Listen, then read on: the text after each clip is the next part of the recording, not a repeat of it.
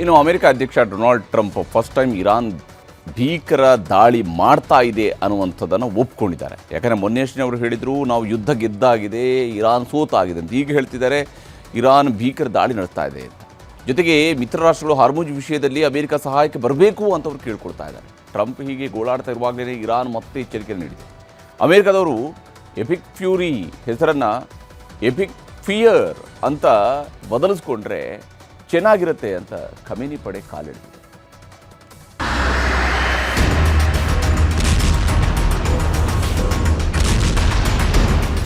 ಇರಾನ್ನವರು America ಮೇಲೆ ದಾಳಿ ಮಾಡೋಕೆ ರೆಡಿಯಾಗಿದ್ರು. ಅದಕ್ಕೆ ನಾವೇ ಮೊದಲು ಅಟ್ಯಾಕ್ ಮಾಡಬೇಕಾಯಿತು ಅಂತ ಟ್ರಂಪ್ ಹೇಳಿದ್ರು. ವಿಶ್ವದ ಅತಿದೊಡ್ಡ ಮಿಲಿಟರಿ ಶಕ್ತಿ ನಮ್ಮದು. ನಾವು ನಡೆಸಿದ ದಾಳಿಗೆ ಇರಾನ್ ಮಿಲಿಟರಿ ಶಕ್ತಿ 90% ನಾಶವಾಗಿದೆ.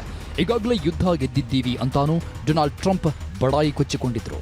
ಆದರೆ ಇದೇ ಮೊದಲ ಸಲ ಡೊನಾಲ್ಡ್ ಟ್ರಂಪ್ ಇರಾನ್ ದಾಳಿ ನೋಡಿ ನಮಗೂ ದಿಗ್ಭ್ರಮೆ ಆಗಿದೆ ಅಂತ ಒಪ್ಕೊಂಡಿದ್ದಾರೆ. Look what happened in the last 2 weeks. They weren't supposed to go after all these other countries in the Middle East. Those missiles were set to go after them. So they hit Qatar, Saudi Arabia, UAE, Bahrain, Kuwait.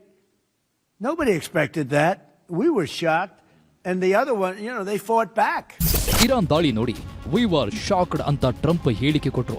ಆದರೆ ವಿಶ್ವದ number 1 military ಶಕ್ತಿಶಾಲಿ ದೇಶದ ಅಧ್ಯಕ್ಷರೇ shock ಆಗಿದೆ ಅಂತ ಒಪ್ಪಿಕೊಂಡಿದ್ದಾರೆ.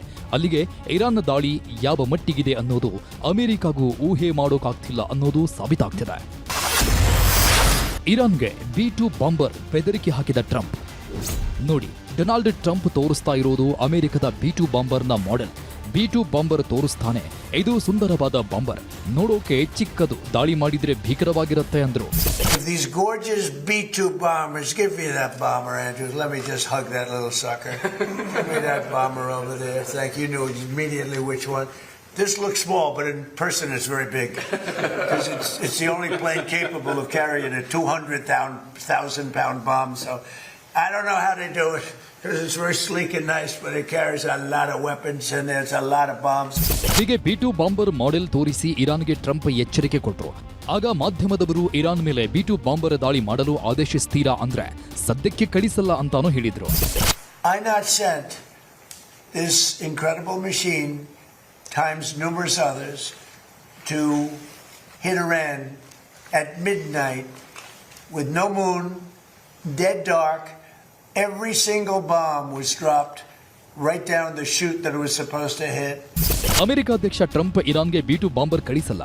B2 bomber ದಾಳಿ ಮಾಡಿದ್ರೆ ಇರಾನ್ ಕೊಲ್ಲಿ ರಾಷ್ಟ್ರಗಳ ಮೇಲೆ ನ್ಯೂಕ್ಲಿಯರ್ ದಾಳಿ ಮಾಡಬಹುದು ಅಂತಾನೂ ಹೇಳಿದ್ರು. ಟ್ರಂಪ್ ಅವರ ಒಂದೊಂದು ಮಾತಿನಲ್ಲೂ ಇರಾನ್ ದಾಳಿ ಭೀಕರವಾಗಿರುತ್ತೆ ಅನ್ನೋದನ್ನ ಸಾರಿ ಹೇಳ್ತಿತ್ತು. ಇನ್ನೊಂದು ಕಡೆ ಇರಾನ್ ಸೇನಾ ವಕ್ತಾರರು ಅಮೆರಿಕಾಗೆ ಭಯ ಶುರುವಾಗಿದೆ ಅಂತ ಬಹಿರಂಗವಾಗಿ ಹೇಳಿಕೆಯನ್ನು ಕೊಟ್ಟರು. Message to the President of the United States.